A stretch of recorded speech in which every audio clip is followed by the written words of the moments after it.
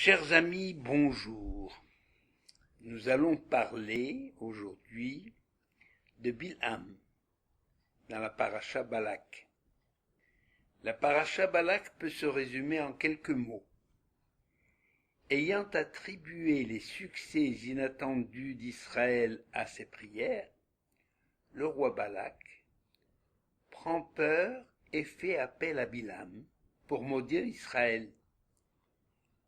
Et en acceptant l'offre de Balak, Bilham espère que Dieu finira par céder et que par-delà ses bénédictions, Israël sera finalement maudit.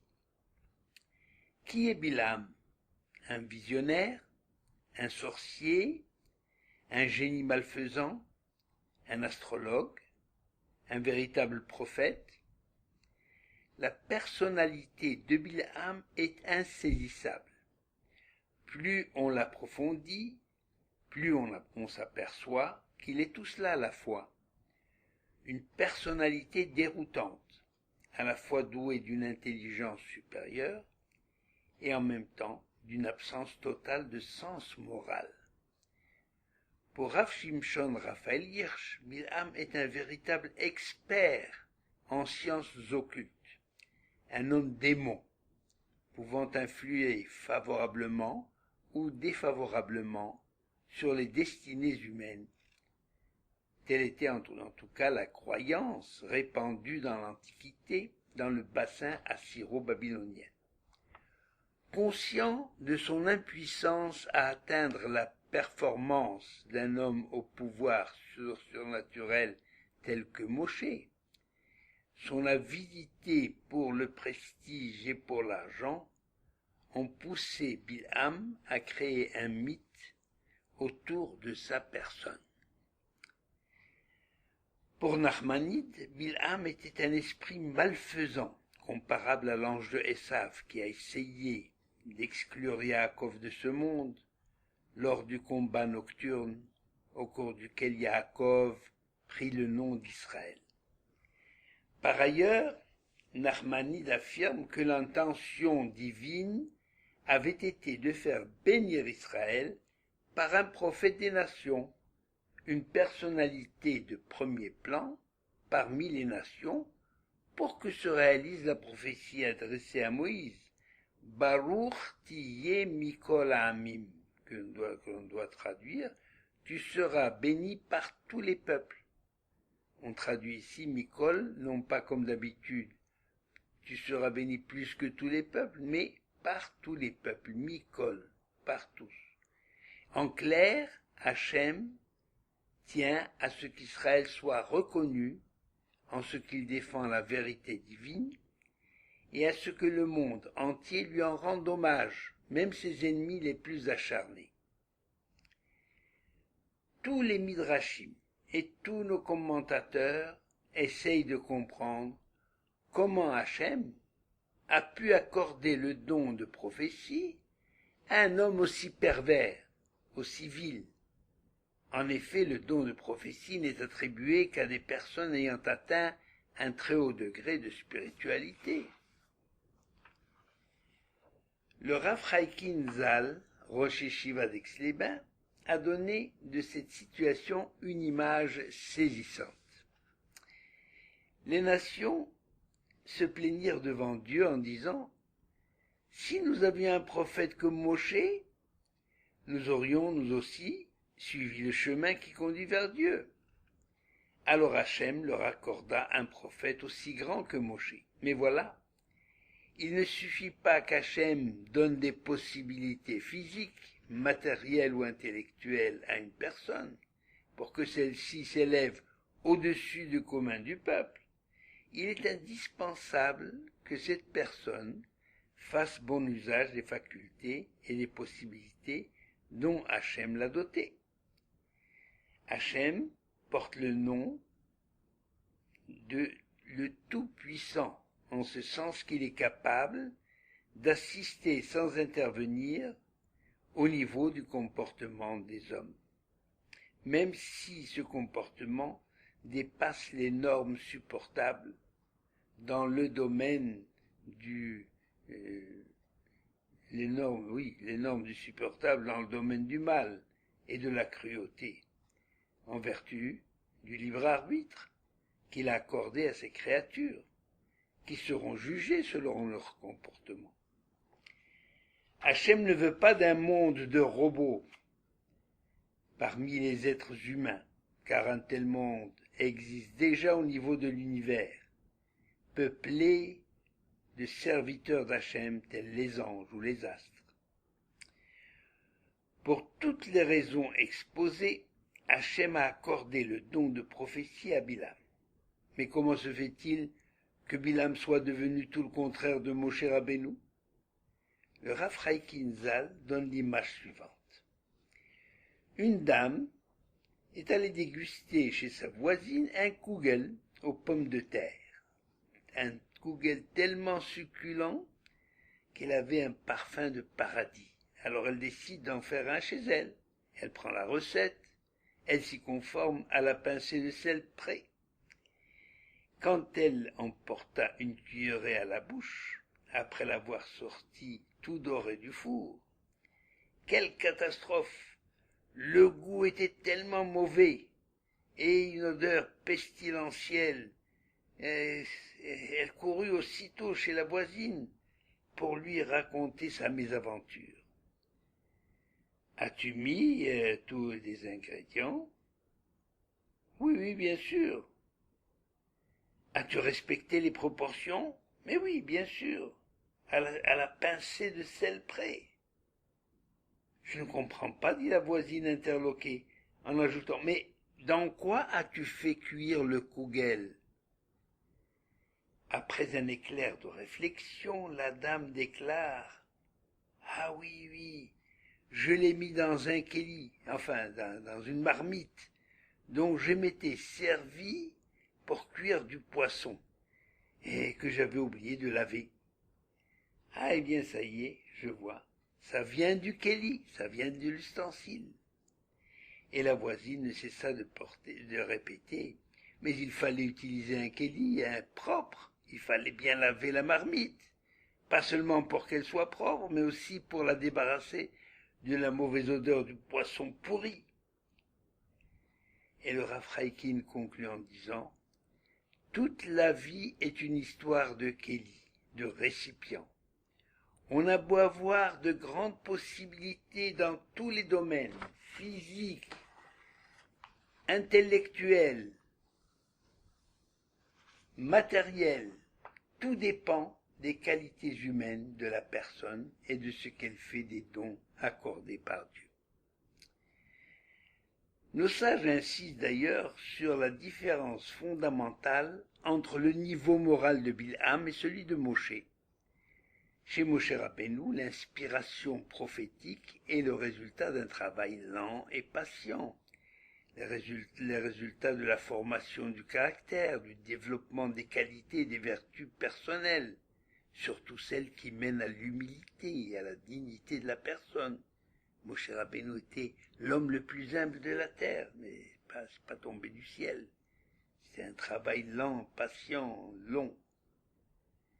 Il n'en a pas été de même pour Bilam, dont l'orgueil et la suffisance l'ont empêché de mettre à profit le don qu'Hachem lui a attribué, à titre de don bien sûr, et non pas à la suite d'efforts visant à la perfection personnelle.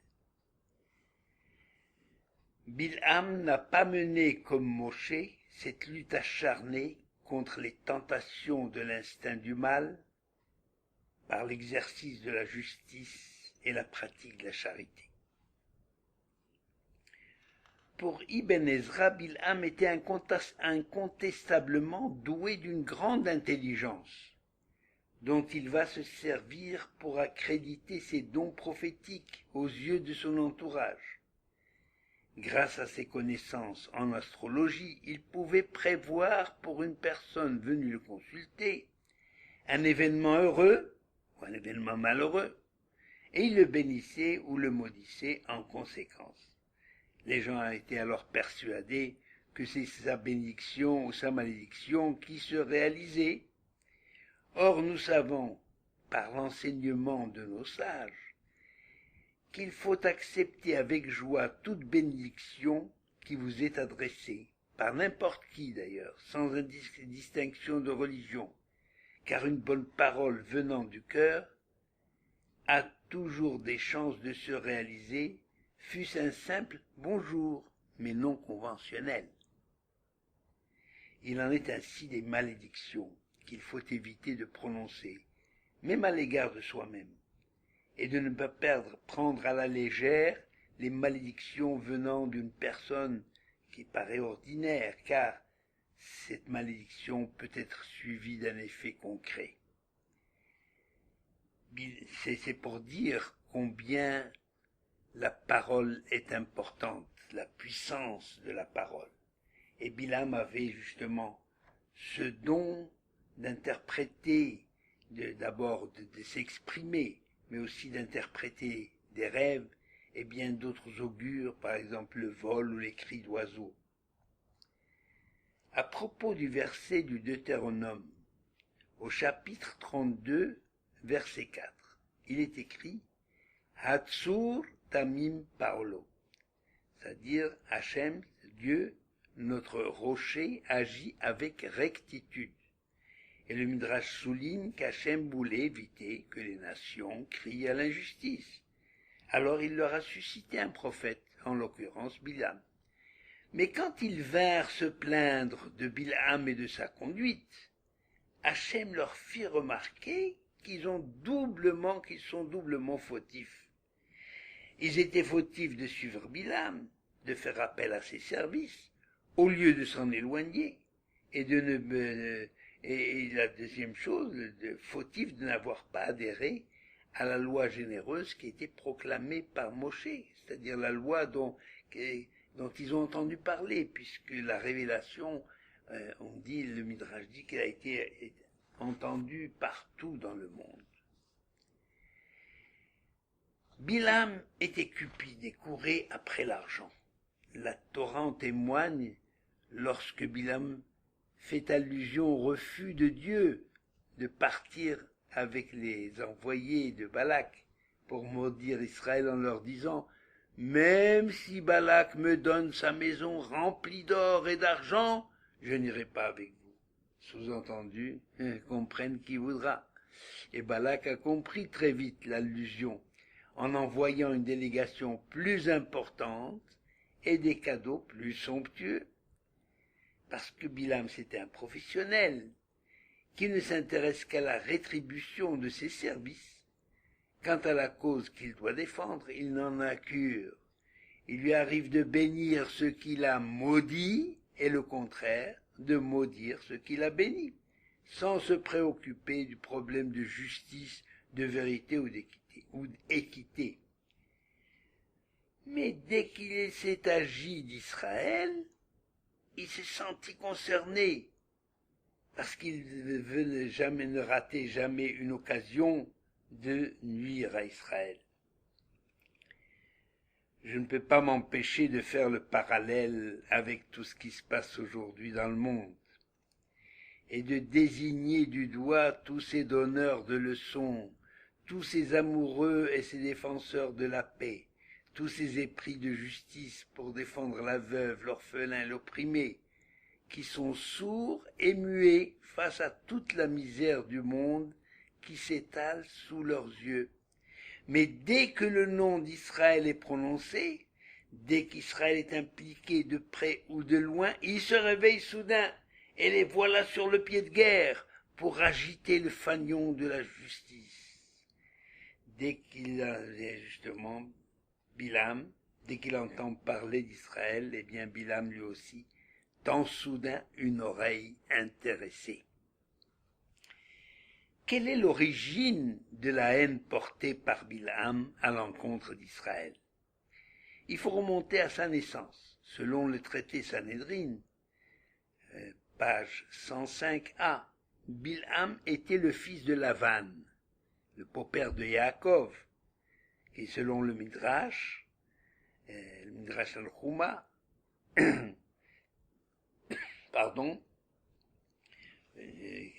Midrash al-Chouma lui dit que c'était Lavan lui-même, ce Lavan, le frère de Rivka, c'est-à-dire l'oncle de Yaakov.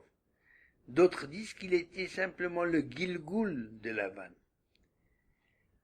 Lavan a vu naître la plupart des tribus d'Israël, c'est-à-dire les fils de Yaakov, dont il est en fait le grand-père. Mais malgré cette proximité des liens familiaux, et certainement à cause de cette proximité, Bikesh Lavan Laakor et Akol, comme on le rappelle dans la Haggadah de Pessah. Lavan a voulu exterminer la descendance de Yaakov jusqu'à la racine. Et Bilam se souvient justement des calomnies proférées par les enfants de Lavan accusant Yaakov d'avoir dépouillé leur père Lavan de tous ses biens, d'où sa haine profonde envers les descendants de Yaakov. Le nom de Bilham signifie Bélo-Am, sans peuple, ou encore Balaam, il a épuisé un peuple, ou encore Balaam, il a avalé un peuple, c'est-à-dire détruit un peuple. Quoi qu'il en soit, Bilham est un personnage que l'on rencontre déjà auprès du Pharaon. C'est lui qui, devinant par inspiration divine que le libérateur d'Israël allait naître, il a conseillé au Pharaon de faire noyer tous les nouveau-nés dans le Nil. En effet, selon le Midrash, il pensait que les enfants d'Israël allaient être libérés d'Égypte et recevoir la Torah par son intermédiaire. C'est un grand prophète, M. Bilam. Mais quand ces deux événements se sont réalisés par l'intermédiaire de Moshe, il en fut dépité, et son dépit se transforma en une haine irraisonnée. Personnage énigmatique, Bilham est présenté par certains textes de nos sages comme l'égal de Moshe, l'égal en sagesse, et que même dans certains domaines il dépassait Moshe Rabbeinu. Selon le Midrash Rabbah 14, alinéa 20, Bilham possédait 3 avantages sur Moshe. Il savait toujours qui était son interlocuteur. Il savait quand Hachem allait lui parler, et il recevait la parole divine à tout moment selon son désir. De plus, il pouvait contempler la Shekhinah et avait la possibilité de s'adresser à elle, ce que Moshe Rabbeinu n'osait pas faire. Bilham est un tel grand prophète que certains secrets lui étaient confiés par inspiration divine, privilège dont il était le seul à jouir. Enfin, il était animé de l'Esprit Saint qu'il a quitté, malheureusement, dès qu'il s'est associé à Balak pour maudire Israël. Ces affirmations du Midrash sont déconcertantes, lorsqu'on sait que la tradition n'a conservé de Bilham que le qualificatif de Racha. On dit Bilham à Racha, Bilham le méchant, le pervers. Et en réalité, autant il était grand, autant sa perversité dépassait toute mesure, puisqu'il était taxé de zoophilie et d'avoir inauguré des établissements de jeux et des maisons de prostitution. Parce qu'avant l'époque de Bilham, les nations observaient certaines normes de décence, sachant que l'immoralité avait été la cause du déluge qui avait détruit le monde. Bilham, lui, enseignait à l'humanité comment se livrer aux plus viles formes de débauche. Et à cette immoralité sans limite s'ajoute une haine farouche de Moshe Rabbeinu et des enfants d'Israël. Et pourtant, c'est lui que Hachem a choisi pour prononcer les plus belles bénédictions qu'Israël ait jamais reçues. En effet, nulle part, chantres et prophètes n'ont trouvé de paroles plus belles, plus pathétiques, que celles que Bilham a prononcées en éloge au peuple juif. Comment expliquer ce choix étonnant? Voici quelques explications données par nos sages. sachant qu'en définitive, les voies de Dieu sont insondables. Certains disent qu'Hachem tenait à ce que le monde sache, et le seul moyen était de faire entendre la voix d'un étranger. Réponse somme toute rationnelle, que nous pouvons constater encore aujourd'hui. Les Juifs ont beau s'exprimer pour dénoncer l'antisémitisme, ou bien pour affirmer le droit d'Israël d'avoir un État juif et de vivre en paix, personne n'y prête attention. Mais qu'un grand de ce monde ou une personnalité célèbre magnifie l'État d'Israël, le monde prête l'oreille, même si ces déclarations ne sont pas encore suivies des faits, mais elles font déjà chaud au cœur au milieu d'un flot de mensonges et de haine. D'autres mettent l'accent sur le cynisme de Bilham, qui compte sur l'effet de jalousie, à savoir que le fait de dévoiler les qualités exceptionnelles du peuple juif, ce fait suscitera la jalousie des nations et des individus, la jalousie donnant toujours naissance à des sentiments de haine accompagnés d'une volonté de nuire. Hachem accepte le pari. Et pari que j'explique par les propos d'un ami qui m'informait être abonné à un journal antisémite. Et il m'a dit, au lieu des plaintes et des gémissements des journaux juifs qui annoncent toujours des catastrophes, moi je suis réconforté de lire dans mon journal antisémite des articles qui dénoncent les banques juives, les hommes d'affaires juifs célèbres, le capital juif, que les juifs sont partout dans les meilleures places, etc. Et que de bonnes nouvelles pour lui, pour cet ami, à partir du moment où il occulte l'intention de nuire des journalistes pour ne retenir que les bénédictions dont jouit Israël. Donc ça c'est deuxième explication. Rabbi Eliezer Akapar, lui, affirme qu'Hachem a renforcé la voix de Bilham afin que toutes les nations et tous les adorateurs du soleil, de la lune, et enfin tous les idolâtres, afin qu'ils entendent jusqu'aux confins de la terre qu'il existe un Dieu, le Dieu d'Israël. Bilham a prononcé 4 prophéties. La première insiste sur le caractère unique du peuple juif, de par ses origines et en raison de sa destinée. Issu des patriarches, c'est un peuple qui vit solitaire et ne se confond pas parmi les nations, pour une simple raison, liée à l'origine divine de sa civilisation, qui embrasse la totalité de l'univers, depuis la création jusqu'à sa fin dernière, alors que toutes les civilisations d'origine humaine sont parcellaires. Elles n'englobent pas la totalité de l'univers. Et le salut d'Israël réside justement dans son originalité. Parce que malgré les pressions, les menaces et la violence, Israël reste imperméable à toutes les atteintes.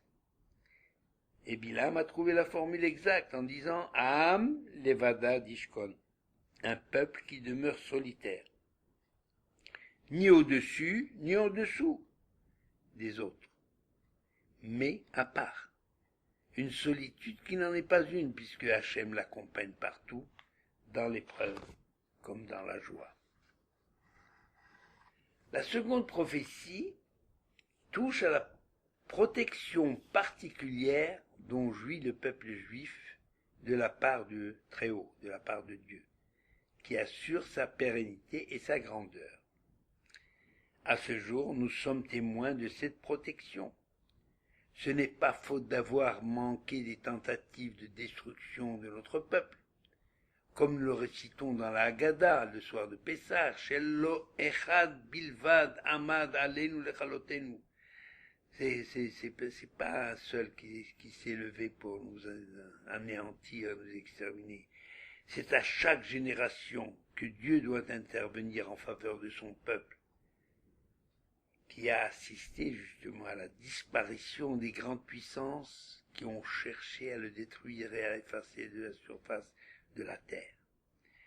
Quant à la grandeur, il suffit de faire le bilan de la contribution du peuple juif à l'humanité sur le plan spirituel depuis la haute antiquité et sur le plan scientifique et technologique depuis l'avènement du monde moderne.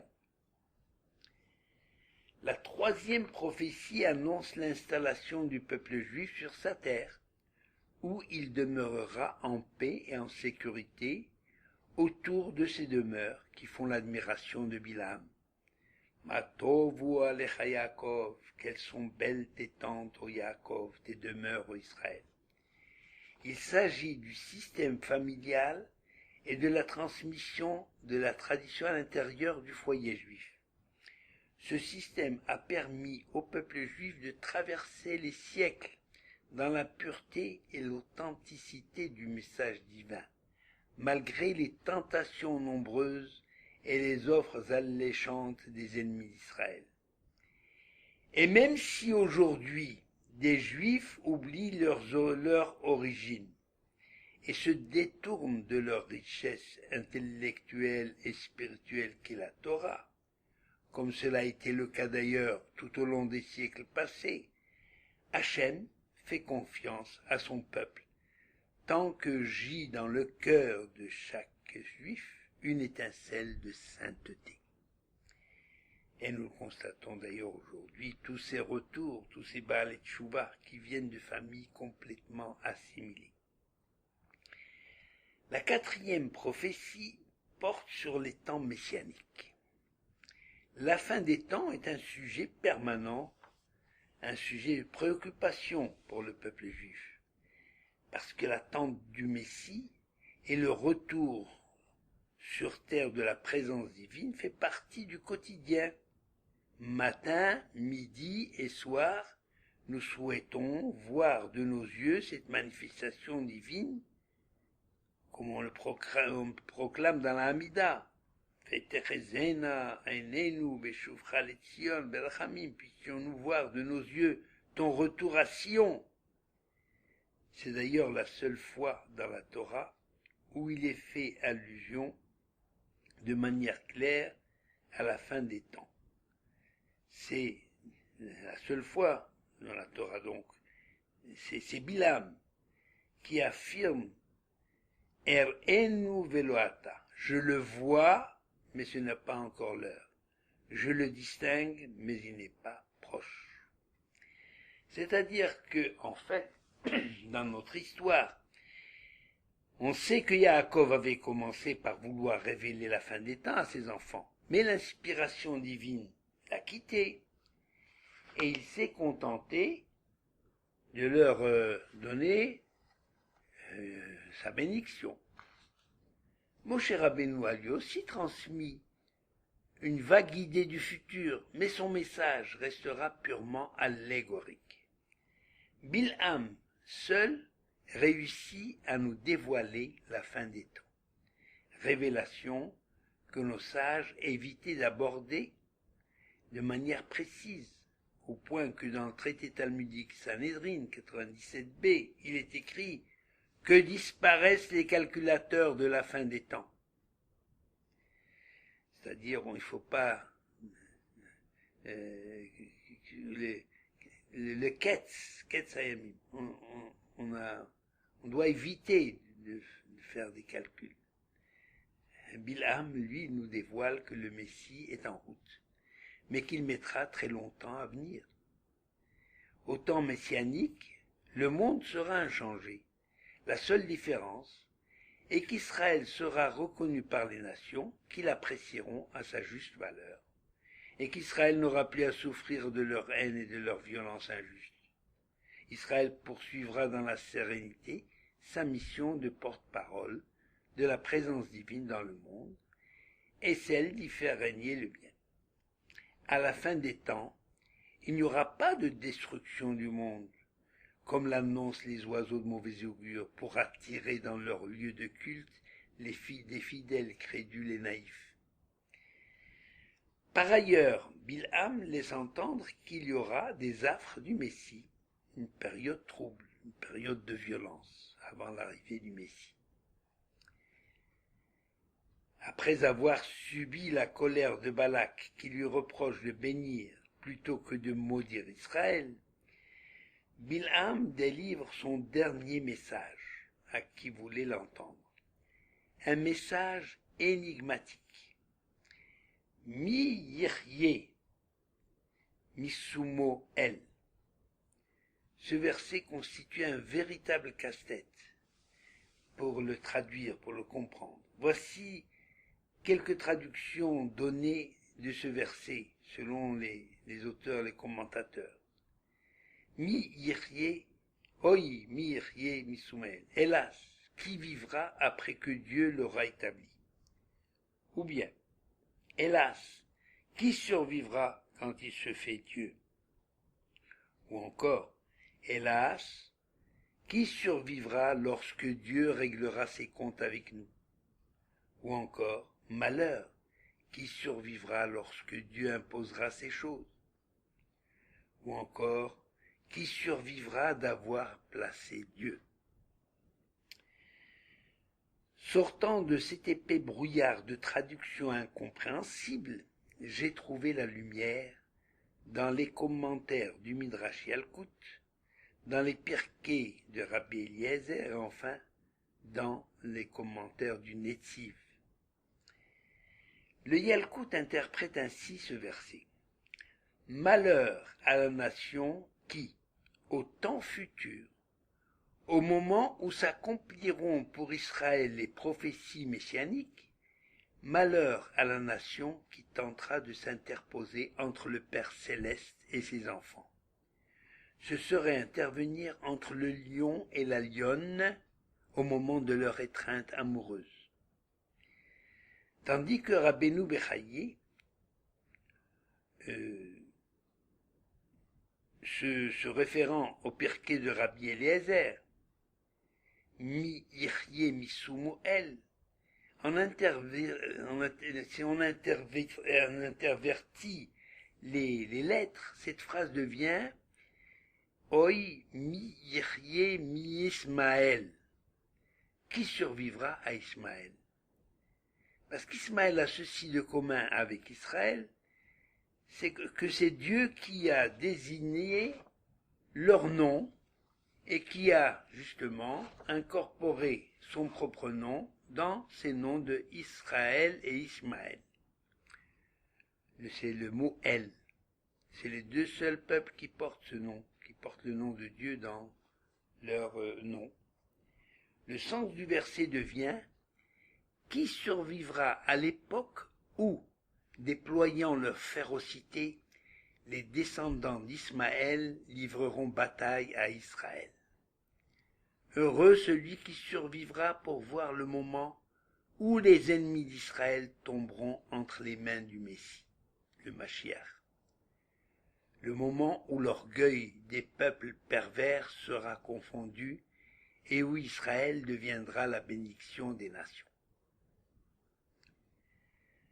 Dans son livre « L'essence de la Torah », le Rav Mordechai Shriki rapporte ce qui est écrit dans le Midrash de Rabbi Eliezer, dont je viens parler, qui date d'il y a plusieurs siècles. Oi, il traduit lui comme ceci le verset, Oi, qui peut vivre quand Dieu ne l'a pas voulu? Toujours énigmatique.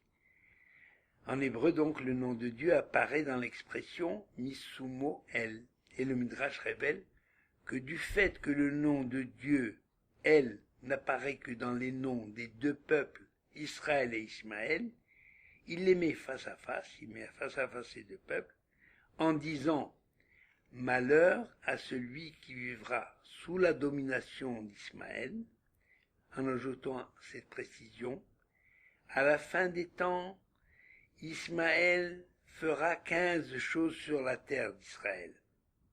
Le mensonge dominera, etc.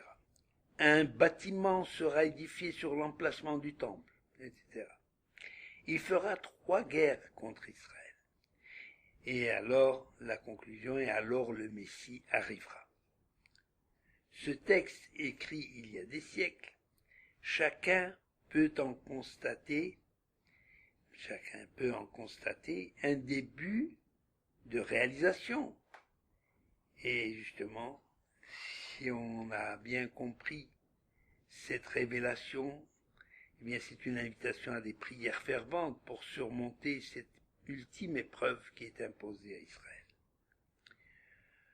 Ce texte est expliqué de manière plus précise par le Rav Tzvi Yehuda Berlin, le Netziv, on l'appelle le Netziv, qui a vécu au XIXe siècle, donc c'est pas hier.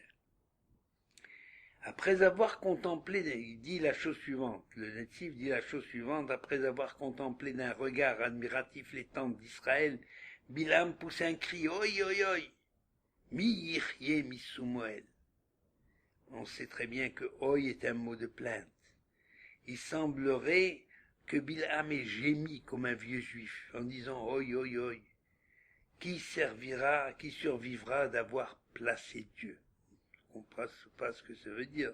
Qu'est-ce que cela signifie? Eh bien, le Netziv traduit ce texte oi misumuel de la manière suivante. Donc, qui survivra d'avoir placé Dieu? Voilà. Ce commentaire est rapporté par le philosophe Daniel Epstein sur Academ. Voilà le commentaire. Bilham a vu toutes les guerres de la fin des temps. Il y a des guerres pour des territoires, il y a des guerres qui sont provoquées par la frustration, mais la pire des guerres, c'est lorsque les guerriers lorsque les guerriers invoquent le nom de Dieu pour justifier leur guerre, lorsqu'ils mettent sur leur étendard le nom de Dieu pour justifier l'horreur qui porte atteinte à la dignité humaine. Et le prophète se pose la question, qui survivra? Dans cette prophétie, Bilam est apparu comme un homme de cœur qui n'a pu supporter un spectacle dont malheureusement nous avons aujourd'hui quelques images aussi bouleversantes et aussi écœurantes. Spectacle de la fin des temps qui nous oblige à prendre conscience que le monde va à la dérive, annonçant la venue du Mashiach, Bimhera Biyamenu. Amen.